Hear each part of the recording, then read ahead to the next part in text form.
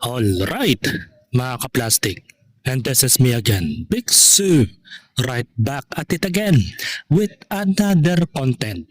At isang viral na naman ng aking tatalakay ngayong araw na ito o gabi sa inyong lugar.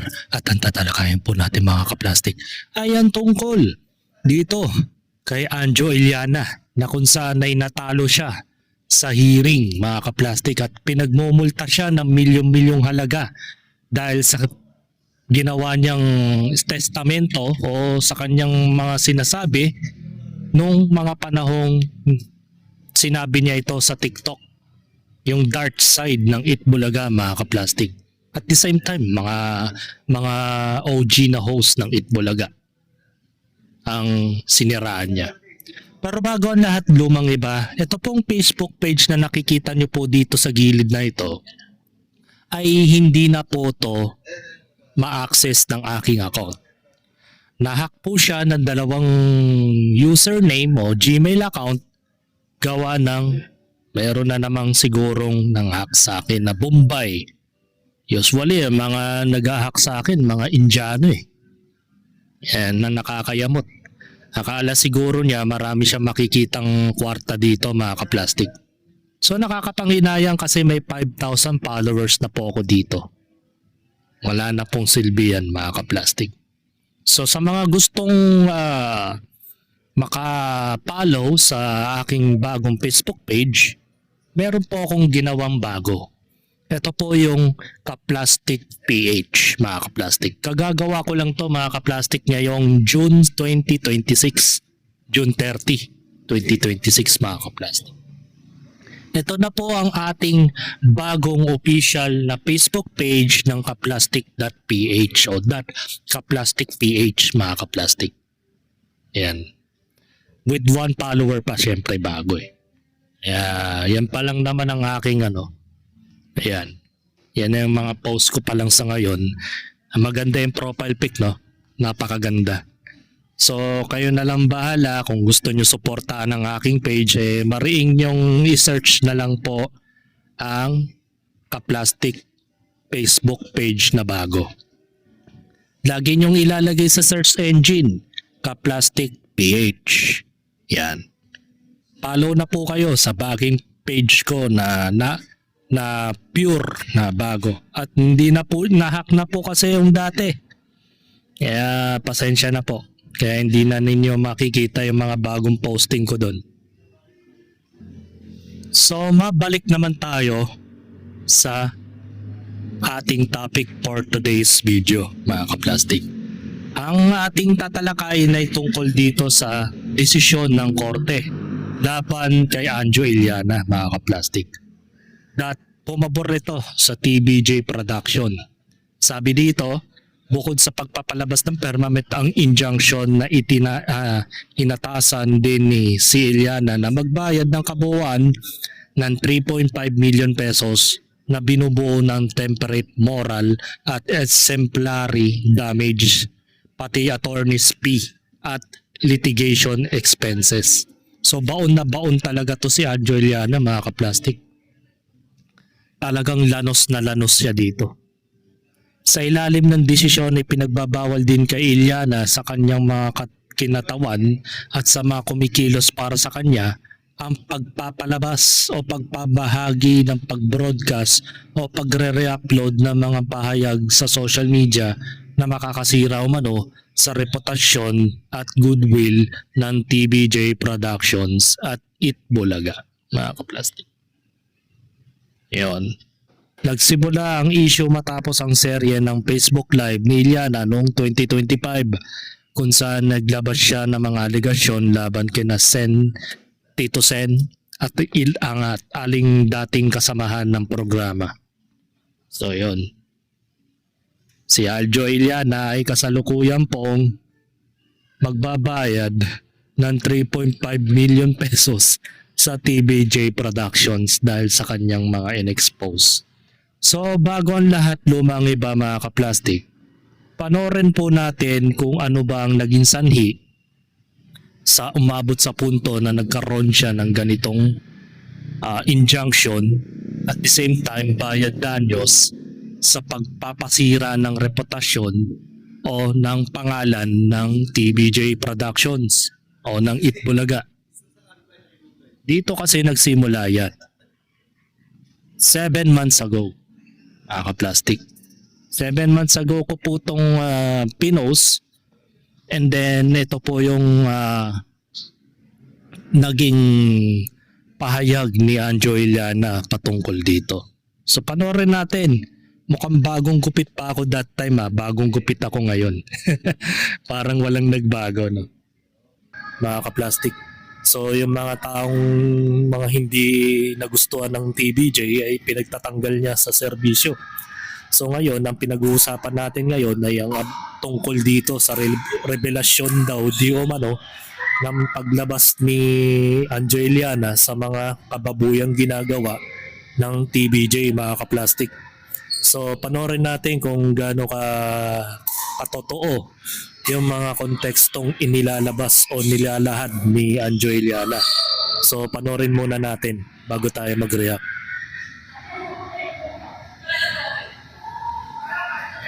Yan. Ilang taon na lang, ilalatag ko na kung ano talaga nangyari dyan sa Itbulaga.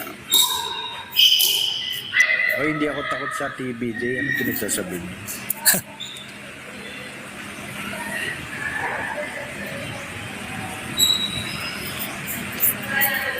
Yan o, Spolarium,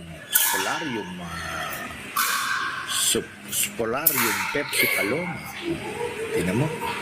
Agal lang issue to. Ibang banda, ginawa na ng kwento tong Pepsi Paloma. Pepsi with ice cream, please. Masarap ba yun? Pepsi with ice cream. Spill the tea, spill the tea. Oh, ayan na nga, may nag-spill na ako ng isang tea. Si Director Bert De Leon mula 1979 ay director ng Itbulaga. Bago namatay, umiiyak sa akin.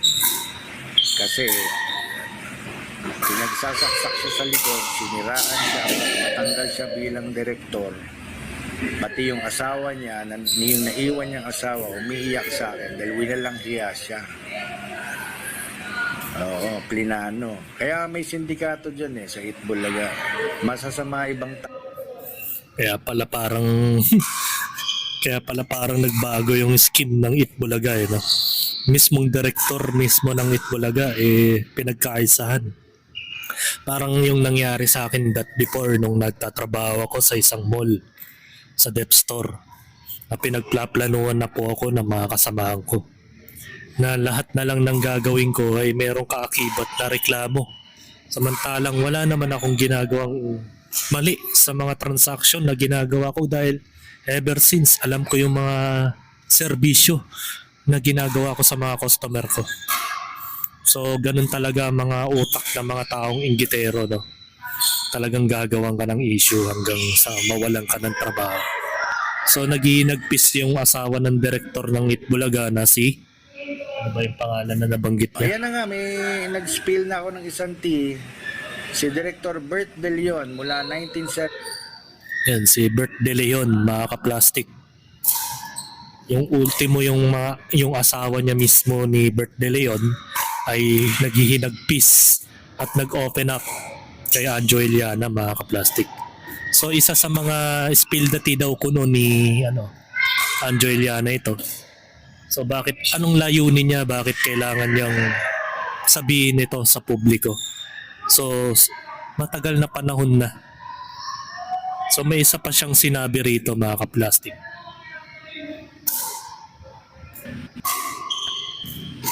Yes, good morning. At ano pa yung buhok ko? Nagbe-breakfast ako at Tito Sen, ang dami mo na naman na pinalabas na yung mga bayaran mo na sa mga vloggers, Tito Sen. Gusto mo talaga ng Tito Sen, gusto mo talagang laglagan? Gusto mo i-reveal ko na mula 2013 kung sino po yung kabit nyo, Tito Sen? Okay ba sa iyo, Tito Sen? Gusto mo sabihin ko na kung sino yung kabit mo mula 2013 na pinalakad mo sa akin? Sabihin mo lang, Tito Sen, at ano ko na. iba-box reveal ko na. Sasabihin ko na sa taong bayan kung sino yung kabit mo mula 2013. Sige lang, banatan nyo lang ako at marami pa akong ilalabas. Simula 2013. So ibig sabihin, hindi lang iisang tao yung kinalantari ni Tito Sen. Hindi na ako nagtataka.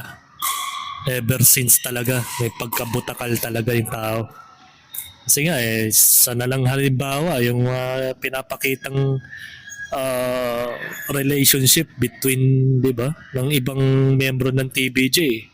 Nakapag-asawa nga ng bata di ba? Ultimo si Pia Guanyo, muntik na makalantari. Si Pia Guanyo kasi may pagka-liberated din yung ugali. Alam ni Anjo Iliana yan. Yun yung mga gusto kong malaman sa kanya, mga kaplastik. Marami kasi mga babae yan.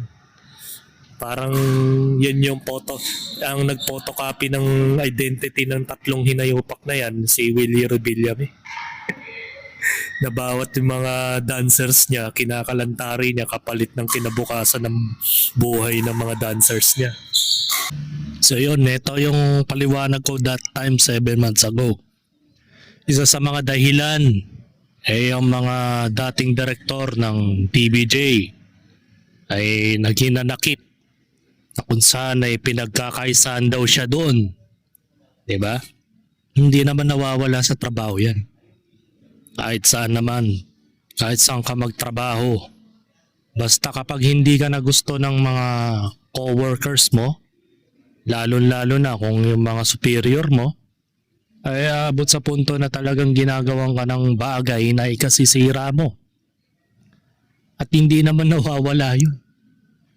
Isa sa mga dahilan yun na mga sinabi ni Angeliana na allegedly, cyber libel daw yun. Siyempre, ikaw ba naman kumalaban sa kasalukuyang may kapangyarihan sa gobyerno? Kung yung 18 Marines, mga kaplastik, hinarang nila. Hindi nila magawang bigyan ng daan na makapagsalita patungkol dito sa mga korupsyong nagaganap sa loob ng palasyo. Kaya ngayon sa mga oras na ito, nagkaroon ng surprise rally ang INC sa EDSA. Yun ay dahil para may lunsad na lahat ng taong bayan ay gustong sumali sa kanilang mga pinaglalaban. Pero may mga ralista din na walang kulay na pinapanigan. Ang sinasabi dito is pag-usapan nila base sa kanilang mga nangyayari sa loob ng palasyo. At wag nang hayaan na ganun-ganun lang na makalimutan ng taong bayan o ng gobyerno yung mga dapat nang ipakulong. At ang laging nagiging scapegoat nila ay ang mga contractors kagaya ni mag-asawang Diskaya.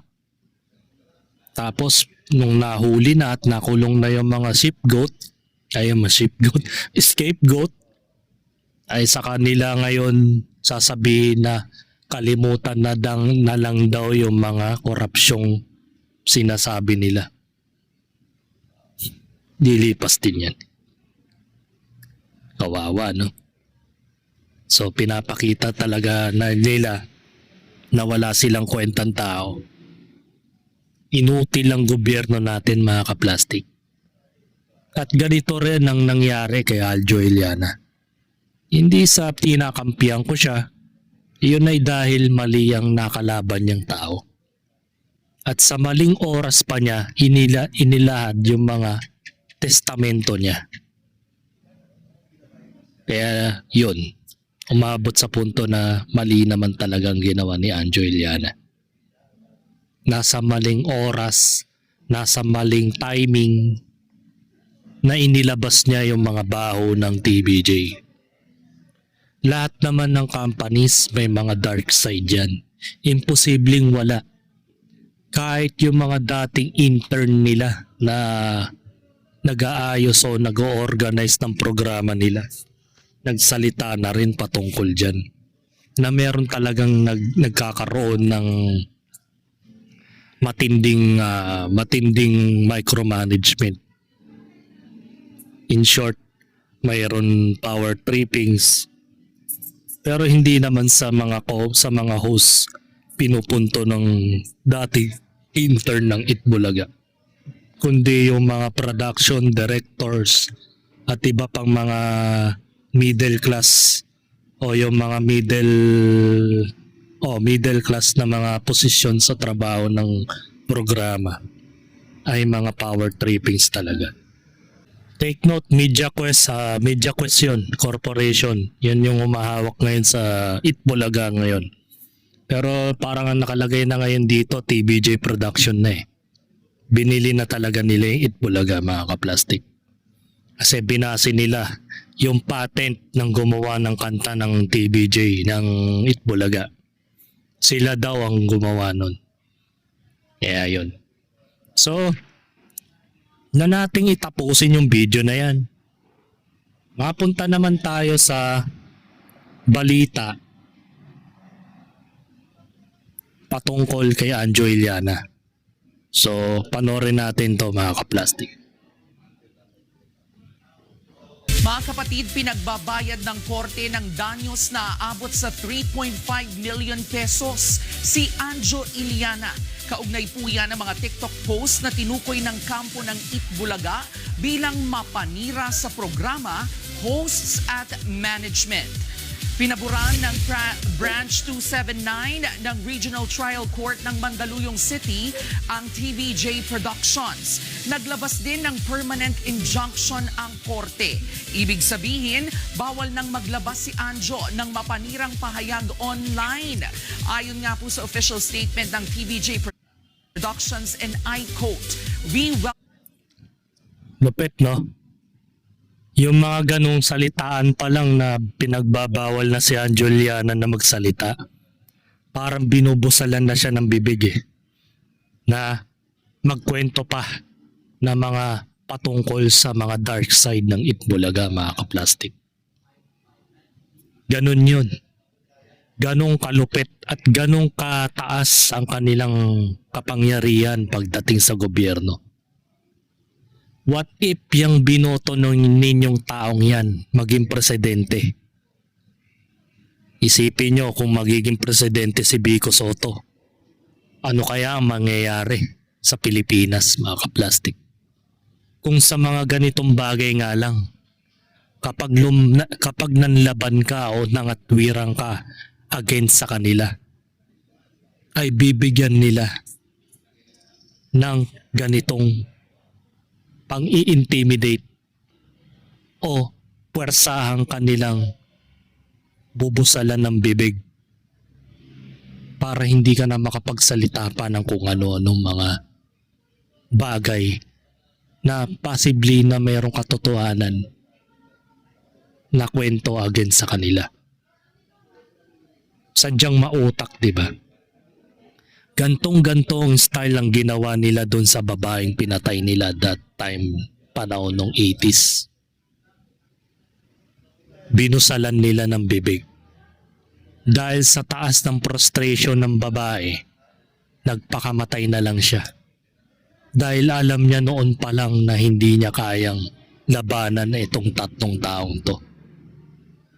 Dahil noon pa lang yung mga taong yan, pinapanigan na siya ng media. Dahil siya kasi, ang tingin sa kanya, babaeng puta-puta. Parang pakawala. Iisipin nga naman na baka gumawa ka lang ng kwento, pinalabas mo lang na may ginawa kang masama sa kanya. Pero ang pinapalabas ng tatlong artista na yan ay sila ay napakalinis na tao. Kaya sa sobrang galit niya, sa sobrang laki ng sama ng loob niya sa gobyerno, sa hustisya, na hindi na bigyan ng hustisya yung kanyang pagkasira ng kanyang pagkababae, nagpakamatay na lang. Dahil ang ginawa nila parang nagkaroon ng local martial law sa buhay ng taong ginahasa na binusalan pa ng bibig. Kaya nagpakamatay. At ngayon naman sa panahon ni Anjo Iliana, kung mababasa ninyo o sinasabi ng statement o ng parang affidavit na yon na pinagbabawalan si Anjo Iliana na magsalita ng kung ano-ano against sa kanila, yun ay dahil may mga facts na talagang sayang nga lang kung nasabi na lahat ni Anjo Iliana, lahat-lahat ng mga nalalaman niya bago siya na demanda. Wala nagpatutsyada pa siya. Kaya umabot sa punto na naunahan siya ng demanda. Kawawa, no? Nakikita mo naman yung sistema sa Senado kung paano nila iniipit ang sitwasyon ng mga gustong tumistigo about sa flood control scam. Ganun na ganun nila. Iniipit. Yung karapatan ng taong bayan na malaman ng side ng taong yan, ginagawa nila, binabalasan nilang blue ribbon, and then wala na. Maabot sa punto na sisiraan na nila yung tao. Gagawa na nila ng issue, maggagawa ng malaki ang tension. Sira na ang 18 Marines. Ang galing magmanipulate. Mali lang talaga ang oras. Mali lang ang panahon na kung saan ay nilabas ni Anjo Iliana itong kanyang mga salobin. Sana nung nilabas ni Anjo Iliana yan, nilubos-lubos na niya. At saka sa tamang panahon din, dapat hindi sa panahon ngayon na malakas pa yung kanilang kapangyarihan.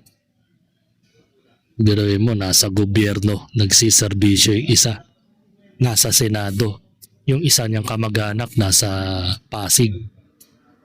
Nasa local government. So ano nga naman laban ni Anjo Iliana dito? The court's decision as a definitive vindication of the integrity of Eat Bulaga, its hosts and its management, and of the decades of trust that generations of viewers have placed in the program. Giit po nila, hindi dapat gamitin ng social media para tapakan ang karapatan ng iba. Wala pa pong pahayag si Anjo kaugnay nito. Mga kapatid, Tarantado tong media na to Biglang magsasabing wala pang pahayag si Anjo Iliana tungkol diyan.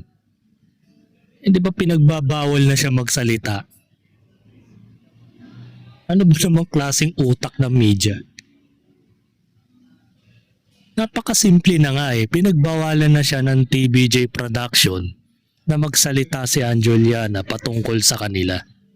So bakit pa kailangan ng pahayag niya? Obvious na obvious naman. Upal talaga. Tangin yung mga media to parang boblags lang. So basahin natin ito. BBM ano na. Pero totoo naman ang sinabi niya. Malakas lang ang kapit nila. Pero okay lang yan. 3 milyon kaya yan. Kaya talaga. Ubos pati yaman ni Anjo. Mga binenta na niya yung sasakyan niya. Lakas ba naman ng kapit nung isa O di ba? Nasa Senado Natural. Siya yung papanigan ng korte. Sabi nga ni Bob Marley, hindi mo makakamit ang hustisya kung ang mga nagkokontrol sa gobyerno ay mismong sila ang kinakalaban mo. Hindi yun na eksaktong quotes parang ganun yung pagkakaintindi ko. Ano laban mo dyan, hawak nila ang buong Pilipinas. Tama nga naman. Paano pa kaya pag naging pangulo pa yan? Di lalong ganito rin ang gagawin nila sa mga taong gustong magsalita ng totoo. papatawan nila ng 3.5 million. Talagang pera-pera talaga ang utak no? Malalaman mo talagang malalaman mo talagang korap ang isang tao kapag pera yung pinanghihingi nila sa mga kumakalaban sa kanila. Pero mo 3.5 million. Paldo. Pag may pera, mananalo talaga yan. Pag wala kang pera, sa mo talo kung ganyan. Umiikot ang buhay. Pag wala kang pera, talo ka. Ganun naman talaga. Kaya nga kung uso lang yung 'di ba?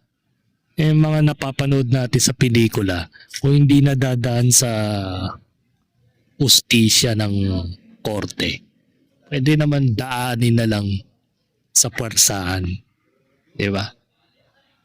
Para mag-aala alias pogi ka, abangan mo lang sa labas pag na-tsempo mo mag-isa, barilin mo agad ng shotgun.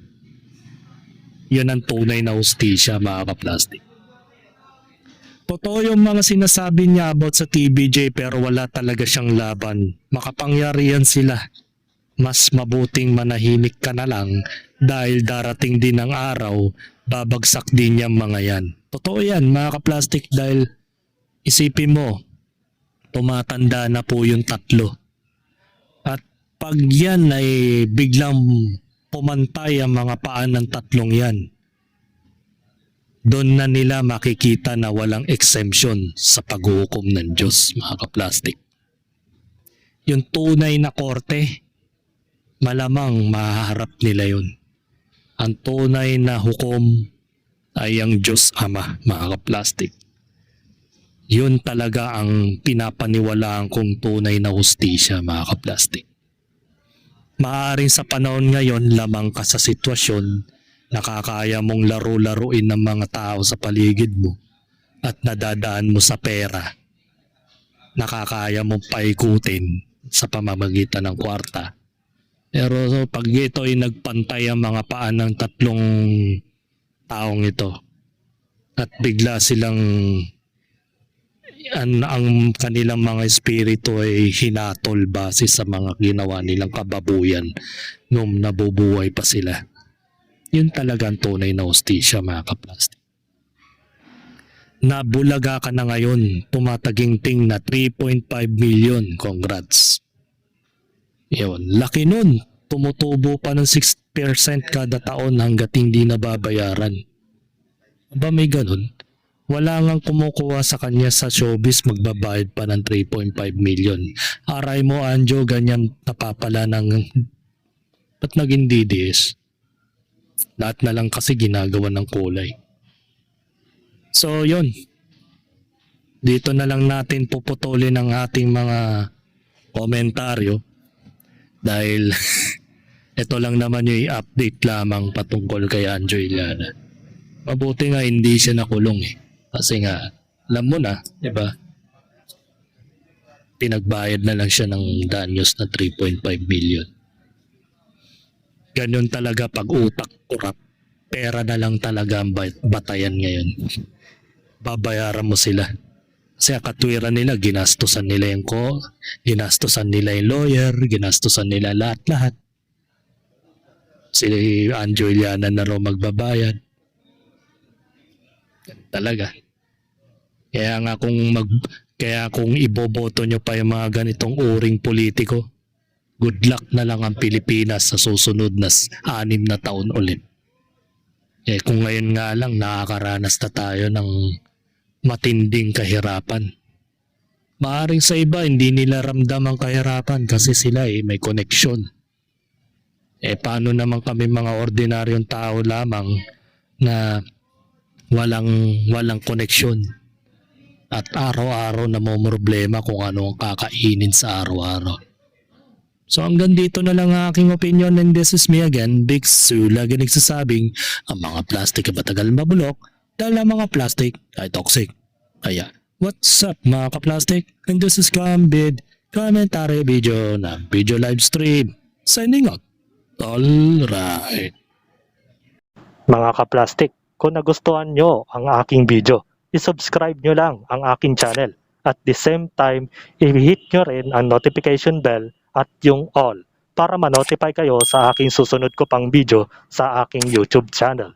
Maraming salamat po mga kaplastik.